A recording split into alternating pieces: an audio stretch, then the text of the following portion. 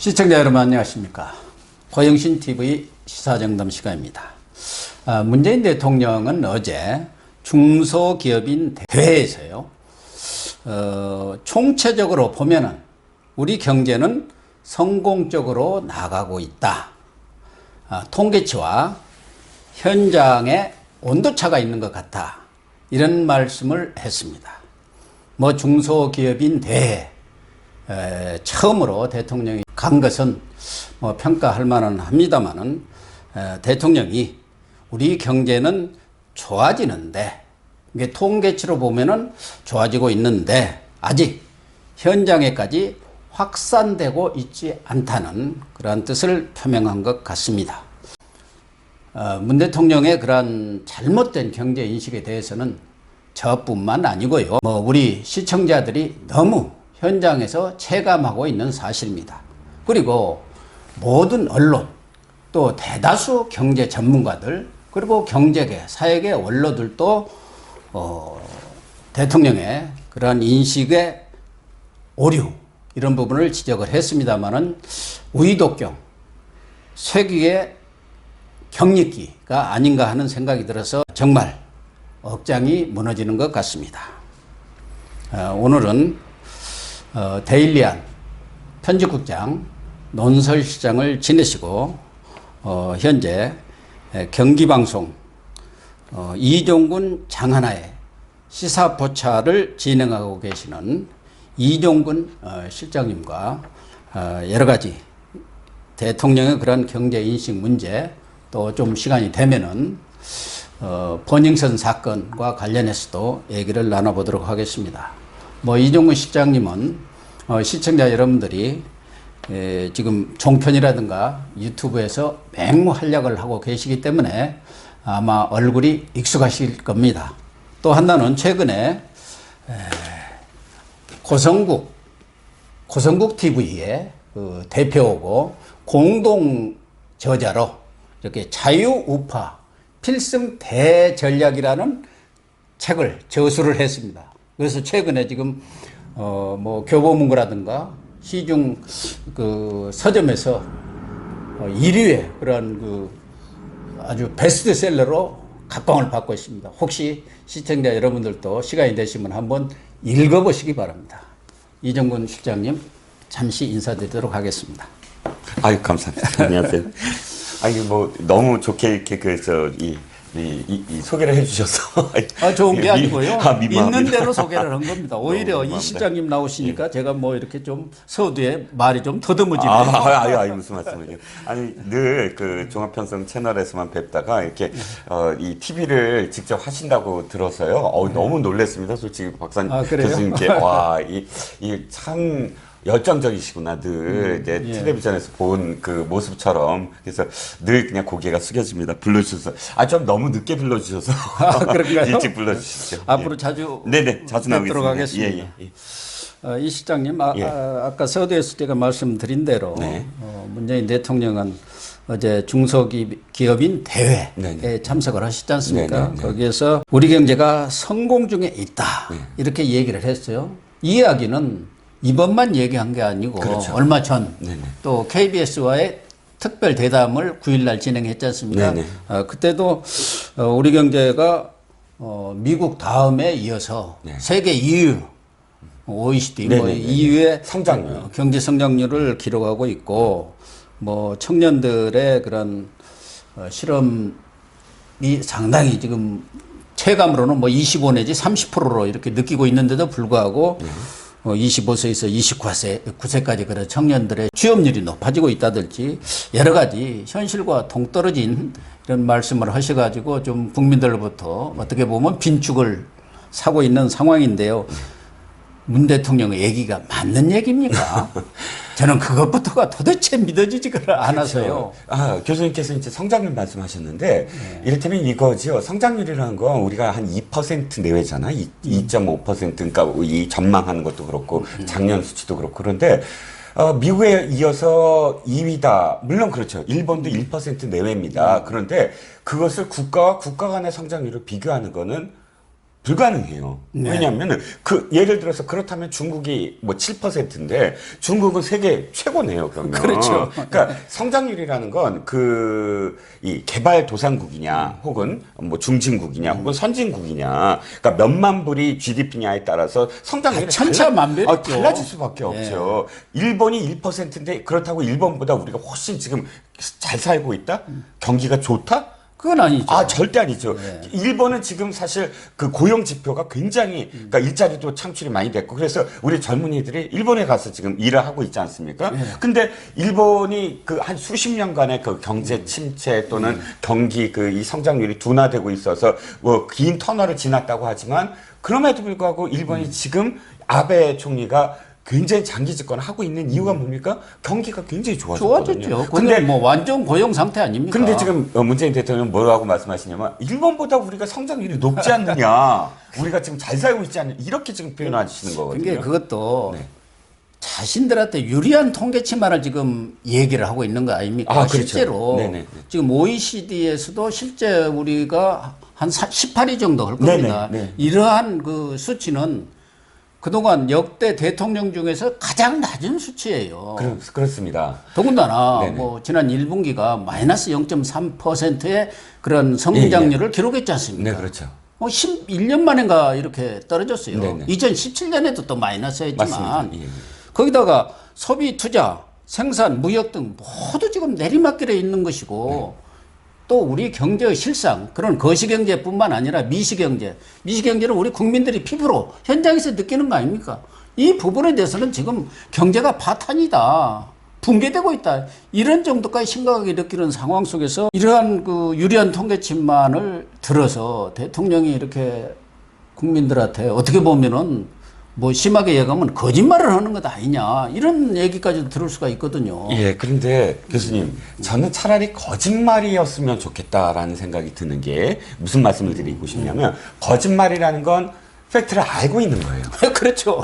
사실을 알고 있는데 예, 그게 더 문제입니다. 그거 속이는 거예요. 예. 그렇다면 팩트를 알고 있으니까 이건 정치적으로 뭔가를 이용하는 건데 그 단계도 나쁘지만 그보다 더 나쁜 상상이 드는 건 뭐냐면 실제로 그렇게 믿고 있다. 예를 들어서 그게 제일 문제죠. 그게 문제죠. 왜냐하면 거짓말을 하고 있다는 건 사실을 알고 있기 때문에 이 순간만 모면하려는 것이 굉장히 나쁘지만 그럼에도 불구하고 뭔가 나쁘다는 사실을 인식하고 있다는 단계인데 나쁘다는 사실조차도 인식하지 아니하고 그 밑에 있는 사람들 그러니까 눈을 가리는 사람들의 통계 이게 좋아지고 있습니다라는 통계만 믿고 있다면 그거는 대책을 안 세우는 거거든요. 저도 마찬가지예요. 예를 들면 대통령이 경제는 쉽니다. 분위기다.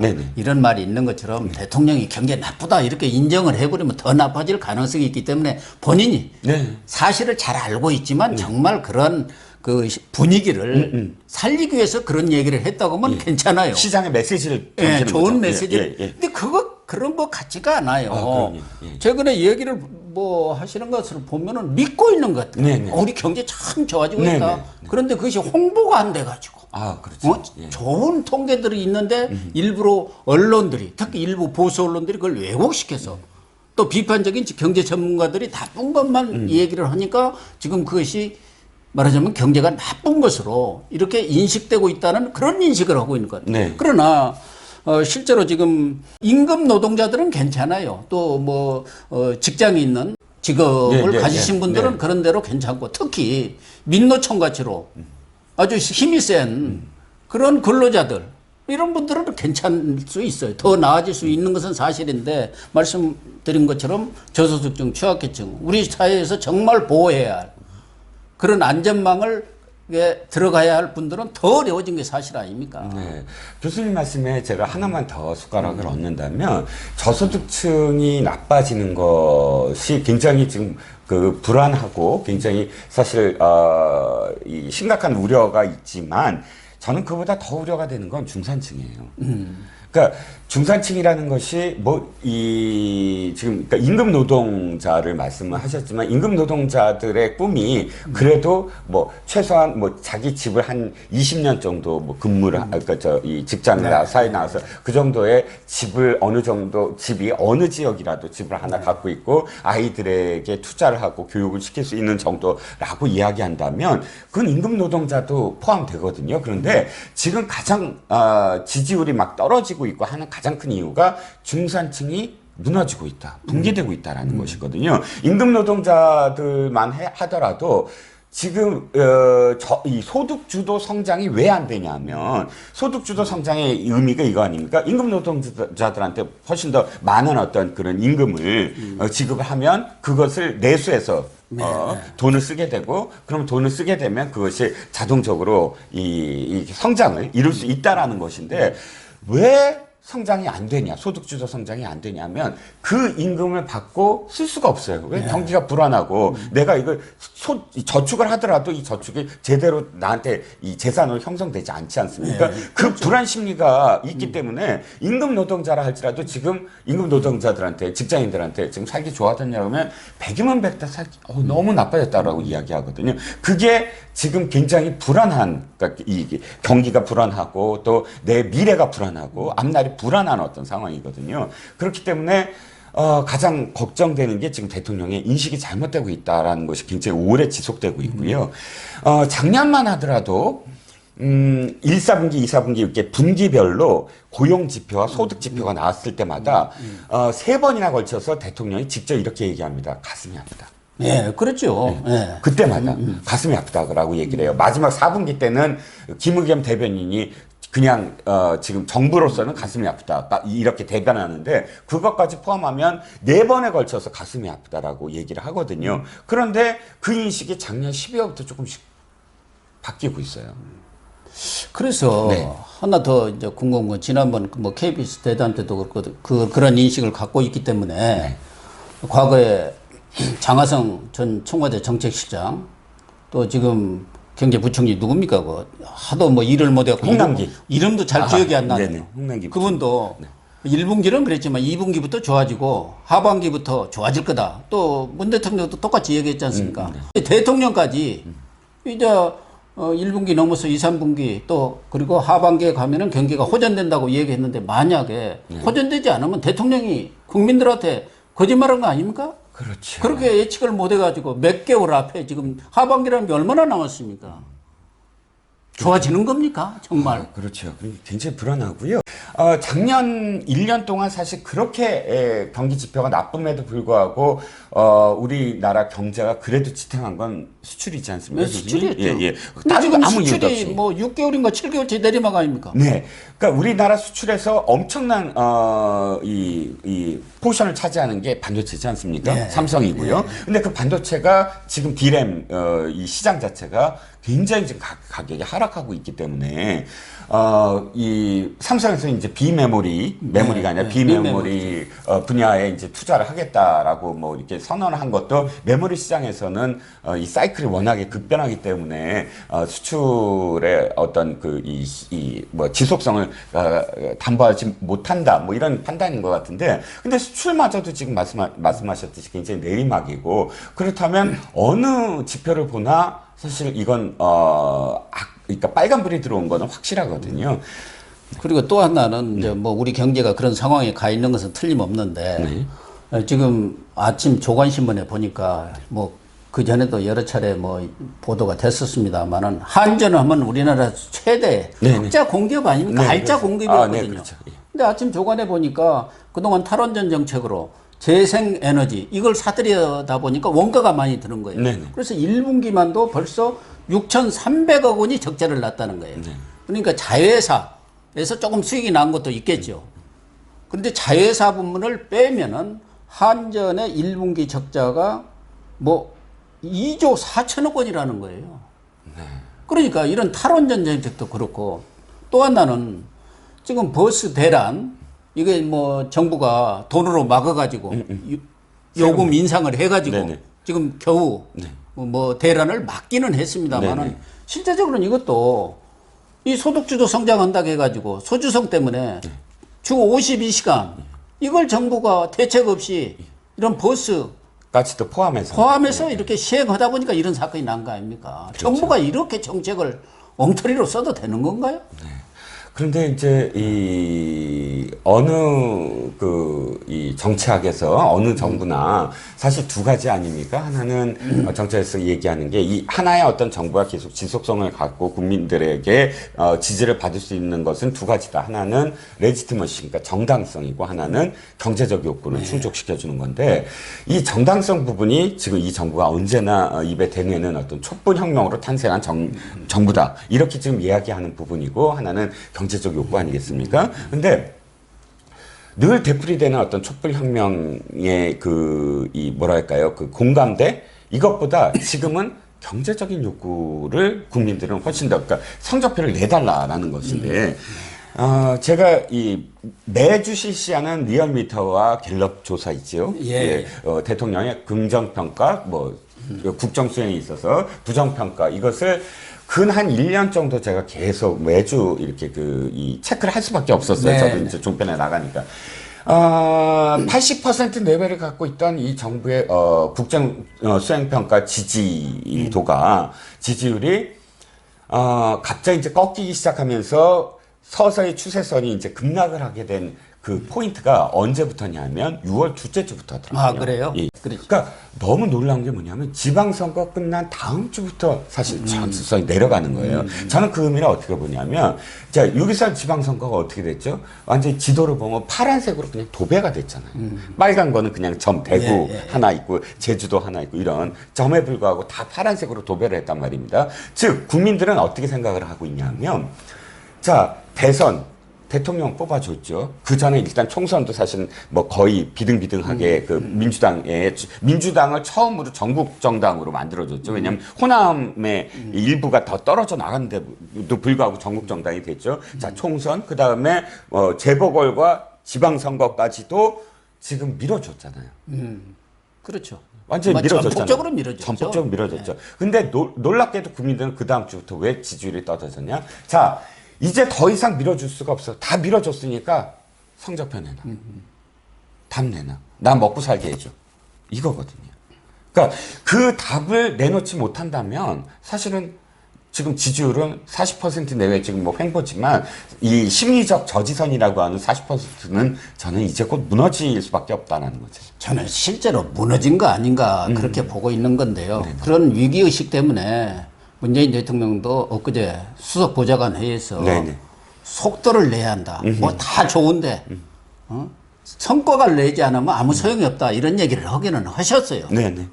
그리고 민주당 내에서도 지금 현재와 같은 그런 전국 운영, 국정 운영으로는 내년 총선 가망이 없다. 이런 위기의식까지 나오고 있는 거 아니겠습니까? 네네. 그래서 저는 우리 이 시장이 의견에 전적으로 동감을 하면서 또 하나 제가 좀 궁금한 것은 아마 시청자들도 궁금할 거예요. 최근에 이제 미중 간의 무역 전쟁도 심각해지는 그런 상황이고 또 시중에서는 달러가 지금 환율이 엄청나게 오르고 있어요. 네네. 이전부터도 그 화폐 개혁 경제 기자를 오래 하셨으니까 그 얘기가 쫙 퍼져 있는 게 사실이에요.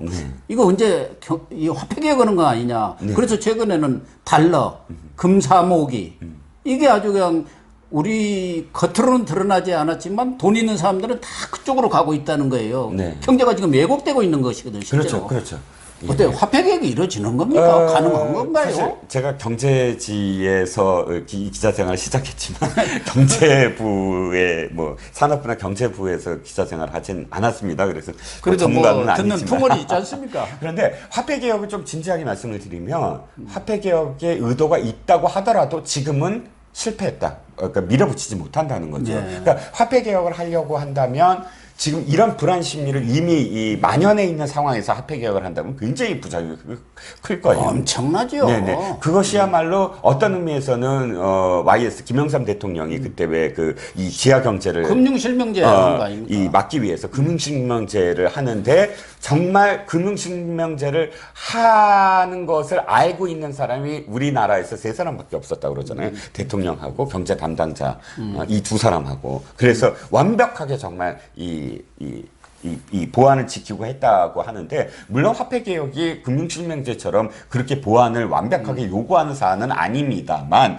그럼에도 불구하고 화폐개혁을 한다면 사실 굉장히 이 정부가 권력을 갖고 있어야 돼요. 그러니까 집권 초기에 행해서 완전히 드라이브를 걸고 그 예상되는 모든 부작용들에 대해서 책임을 지겠다. 그러니까 정부가 하나의 어떤 정말 거대한 그런 시스템으로 움직여야만 가능한 일인데, 지금 집권 3년 차에 그것도 화폐개혁이 일 것이다라고 많은 사람들이 그러니까요. 생각하고 있는 상황에서 화폐개혁을 한다면은 아무런 의미가 없는 거죠. 네.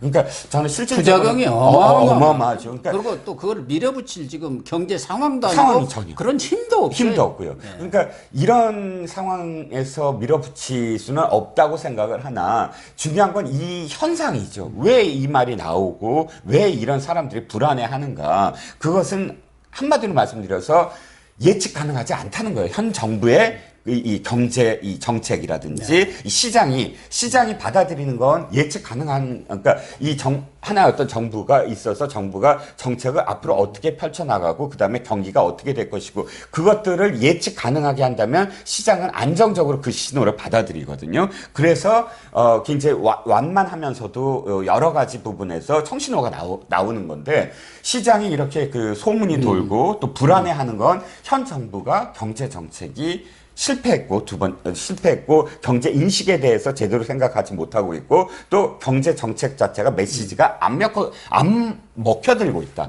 이 세 가지가 지금 화폐개혁이라는 음모론 내지는 그런 뭐 이런 어떤 유언비어처럼 이렇게 그 확산되고 있는 그 이유가 있다. 그 세 가지라고 생각하는 거죠. 아마 시청자 여러분들께서도 뭐 충분히 이해를 하셨을 걸로 믿고요. 오랫동안 이렇게 언론 생활을 했기 때문에 노무현 대통령 시절이라든가 이런 것도 잘 봐오셨지 않습니까? 네네. 실제로 지금 문재인 대통령은 어떻게 보면 노무현 대통령의 수제자랄까? 후계자, 승계자의 역할이나 다름없는데, 노무현 전 대통령은 당시에도 한미 FTA라든가 네네. 이라크 파병, 또 제주 해군기지 건설 등 뭐 여권 내에서도 반대자들이 많음에도 불구하고 국익 차원에서 이렇게 밀어붙인 것도 있고, 또 여론이 어떤 정책에 대해서 아주 이렇게 부정적으로 이렇게 반응이 나오면은 신축적으로 이렇게 포용적으로 아량을 갖고 그 정책에 대해서 언제든지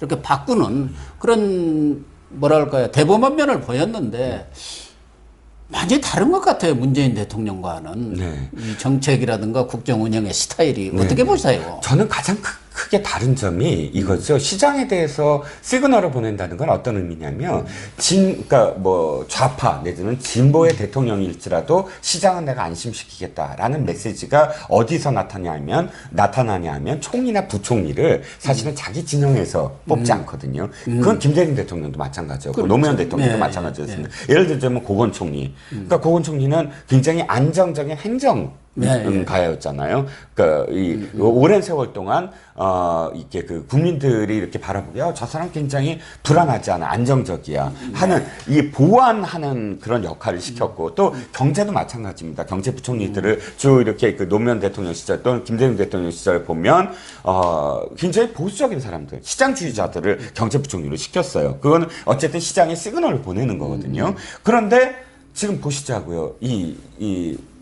문재인 대통령, 이번에, 지난번, 김동연 부총리를 했을 때, 저는 그때 방송에서 굉장히 높이 평가를 했어요. 웬걸 장한석 정책실장을 하면서 한 번도 두 사람이 맨날 부딪힌다, 투톱이다 한데도 거기에 대해서 힘을 실어주질 않았어요. 그러니까 그렇죠. 김 부총리가 그러니까 하다못해 정말 시장에 대해서 무슨 메시지를 하더라도 그 메시지가 먹힐까요? 먹혀들지가 않는 거예요. 그래서 노무현 대통령과 문재인 대통령의 가장 큰 차이는 뭐냐면, 경제마저도 이념으로 지금 또는 정치적인 어떤 그런 이 잣대로 바라보고 있고 그것을 힘을 실어주고 있다라는 것인데, 지금 3년 차가 될 때까지 그런 인식을 바꾸지 않는다면 노무현 대통령과는 진짜 결정적으로 다른 거죠. 그럼에도 불구하고 엊그제 국무회의에선가는 또 야당 탓을 하도 하니까 그러는데, 이념에 사로잡혀 있다 해갖고 또 야당 탓을 하시더라고요. 본인은 진짜 제가 볼 때는 이념 지향적이고 이념 매몰주의자인데 어쨌든 그건 그렇다 하고. 아니요, 그 문제 좀 말씀을 드리고 싶어요. 교수님께서야말로 저는 뭐 언론계 대선배시고 굉장히 정치와 관련돼서 좀 평생을 지켜보셨잖아요. 근데 이념을 떠나서 진영을 떠나서 역대 어느 대통령도 네. 야당과 직접적으로 싸운 대통령이, 물론 노무현 대통령이 좀 이렇게 이 설화를 많이 빚었지만, 네. 그럼에도 불구하고 문재인 대통령처럼, 아니, 정면으로, 또는 청와대가 예를 들어서 민정수석이 정면으로 야당을 막 공격하고 이런 정부가 있었나요? 없죠. 민정수석이 아주 SNS다 야당 공격하는 게 지금 자기의 주 임무 아닙니까? 그렇죠. 그러니까 어떻게 대통령이 야당과의 척을 지면서 정치를 해나갑니까? 저는 제1야당과. 그렇죠. 왜냐하면 그게 안 하는 이유가 딱 한 가지가, 야당은 좋죠. 왜냐하면 야당은 늘 청와대가 정부를 공격하는 거니까. 근데 그것을 여당이 막잖아요. 여당과 야당의 어떤 공방이 벌어지잖아요. 그게 국회에서, 정치에서. 그런데 대통령이 직접 나서고 청와대가 직접 나서면 여당은 일단 역할이 없어지는 거고, 야당은 고맙습니다 그러고 이제 공격할 빌미가 되는, 그러니까 서로 계속 공방을 할 수밖에 없는 거예요. 그래서 모든 일이 뭐 민주당에서는 왜 청와대로 야당은 걸핏하면 쫓아가냐는데, 청와대로 가야 무슨 해결이 되지 않습니까? 그러니까 그 앞에서 시위를 하는 거예요. 민주당이라는 건 아무런 역할이 없고 재량권이 없지 않습니까? 그렇죠.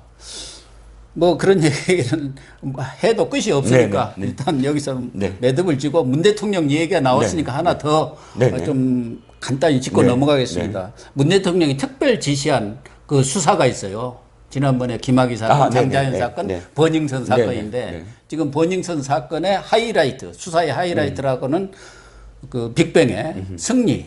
어제 법원으로부터 구속영장이 지금 기각이 됐어요. 여기는 대통령의 특별 지시가 있고 난 뒤에 민감용 경찰청장이 조직의 운명을 걸고 철저히 파헤치겠다 했는데 지금 빈손 수사가 된 거예요. 맹탕 수사가 된 것이고 그렇죠. 거기에 수사 인력만도 152명. 거기다가 105일간 수사를 했는데 보기 좋게 이게 퇴짜를 맞은 거란 말이에요. 자, 구속영장 기각 이유가 다툼의 여지가 있다 이렇게 표현되잖아요. 다툼의 여지가 있다, 법적 다툼의 여지가 있다는 건 지금 경찰이 지금 이 영장 청구한 거를 보면 사실은 이게 영장을 청구할 만큼의 이 증거라든지 혹은 수사가 그러니까요. 잘못돼 있다. 제대로 안 돼 있다. 제대로 안 돼 있다라는 판단이 완벽하게 수사를 했고 영장이 나올 걸로 아주 확신을 하고 했었지 않습니까? 네, 그렇죠. 자, 어떤 대통령이 특정 사건에 대해서 언급을 하면서 수사하라.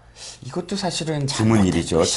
드문 일이죠. 그리고 두 번째, 그때 어떤 일이 있었죠? 바로 이 일입니다. 그러니까 경찰총장이라고 왜 버닝썬에서 총경인데 왜 이 지네들이 청장과 총장도 제대로 구분을 못 해갖고 왜 이 SNS에서 그렇게 표현한 그것 때문에 국민들이 경찰에 대해서 얼마나 또 실망을 했어요. 야, 쟤네들한테 이거 이 권력 줬다가 어떻게 되는 거야? 이렇게 지금 이런 유착이 있잖아. 그때 대통령이 딱 나서서 세 가지 사건을 이야기합니다. 무슨 얘기냐면, 이렇게 됐다가 검경 수사권 조정하고 공수처 물 건너가겠다. 그래서 이 세 사건을 언급하면서 이 세 사건은 공통점이 있죠. 검찰이 다 연루돼 있다. 뭐 한 달이 건너 연루돼 있건 직접 연루돼 있건. 자, 이 사건들을 언급하면서까지 이 검경 수사권 조정과 또는 공수처를 밀어붙이기 위한 하나의 어떤 도구로 사실 이 세 사건을 또 이용한 측면이 있는데 그 중에 하나 이 사건이 이렇게 기각이 됐다. 보기 좋게 또다시 이제 이 국민들이 이렇게 생각할 겁니다. 아니 경찰한테 모든 권한을 주면 제대로 수사할 건가? 가장 중요한 건 이 사건에 대해서 실망하는 거는 유착관계잖아요. 권력 유착 수사예요. 이게 핵심은 공통은. 그렇죠. 승리가 구속되냐 안 되냐도 중요하지만 그 윤모 총경이라는 사람에 대한 여죄 여부인데 죄가 없다고 지금 스스로 판단하는 거잖아요. 검찰이 판단한 것도 아니고 이랬는데 경찰한테 권력을 준다? 이건 있을 수 없는 일. 그러니까 이번 수사의 핵심은 권력과의 경찰, 국세청 등 권력과의 그런 업소들과의 유착관계 수사 아닙니까? 네네. 근데 거기에 핵심은 윤모 총경이란 말이에요. 네네. 근데 윤모 총경은 싹 빼버렸어요. 네. 그리고는 섹스 스캔들, 연예인의 섹스 스캔들로 지금 만들어가고 도배를 했죠. 승리의 구속이 마치 이 수사의 예. 하이라이트인 것처럼 예. 이렇게 지금 호도를 하고 있는 예. 거거든요. 근데 윤모 총경이 누굽니까? 청와대 민정비서관실의 행정관을 하면서 과거에 치안비서관 역할을 했어요. 네네. 경찰 내 최고 실세가 윤모 총경이라는 거예요. 그렇죠. 더군다나 민정수석실에 뭐 실세하고 측근이라는 얘기까지 다 나오는 거고. 근데 그 양반이 윤모 총경이 바로 대통령 친인척을 관리하는 그 역할을 했어요. 그러니까 윤모 총경을 수사할래야 수사할 길이 없는 거예요. 이 윤모 총경을 수사해서 예를 들면 구속을 해갖고 그 입이 열렸다고 보세요. 네.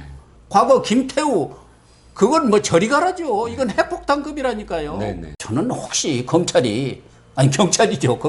경찰이 이거 윤모 총경은 쓱 빼버리고 없었던 일로 하다 보니까 결과적으로 수사 자체가 이런 꼬리 자르기 수사로 끝난 거 아닌가. 빈손 수사, 허탕 수사, 용두사미 수사가 된 거 아닌가 저는 그렇게 봐요. 네네. 아니 그럼 뭐 교수님의 지적이 너무 정확하다고 저도 느끼고요. 지금 어떠한 사건도 사실 이제 자유롭지 못할 것이다라고 생각이 드는 게 사법부를 완전히 흔들어 놨잖아요. 그러면 사법부가 자기들 생각대로 정말 우리 법 연구회로 꽉 다 채워 놔서 한 생각만을 갖고 있다 그럼 불가능하거든요. 사법부에서 생각하는 건 그래? 그럼 법대로 하자. 네. 그대로 그야말로 법대로죠. 검찰도 이제 이 끝까지 가지 않았습니까? 이제 변환 끝이에요. 그럼 좋다. 검찰도 딱 이렇게 얘기할 겁니다. 법대로 하자. 네. 그러니까 법대로 하자라고 얘기를 한다면 앞으로의 어떤 그런 이 정무적인 판단이 들어갈 수 있는 사건들에 대해서는 확실하게 법대로 할 겁니다. 검찰에 가면은 이 사건은 확 뒤집어질 가능성이 큽니다. 아, 그렇죠. 그러니까 당연히 이 승리 쪽이나 혹은 다른 쪽에서도 이 검찰에다 대고 그러니까 증거를 얘기하고 검찰하고 얘기하겠다라고 얘기 나오는 게 진검승부는 거기서 이루어질 가능성이 있으므로 교수님 판단대로 아마도 이 사건은 정말 전혀 다른 방향으로 흐를 가능성이 그럴 크다. 것 같습니다. 예. 시청자 여러분, 뭐 경제 관련 얘기도 여러 가지 했습니다만은 버닝썬 수사 이게 아주 앞으로 핵폭탄급으로 번질 가능성이 있는데 경찰 내에서는 버닝썬 수사는 닭 잡는데 소 잡는 칼을 쓴 격이라고 이렇게 딴소리를 하고 있는 것 같습니다. 그러나 제가 보기에는 실제는 소를 잡아야 하는데 닭을 잡은 것이 아닌가 이렇게 생각합니다. 오늘 방송 마치겠습니다.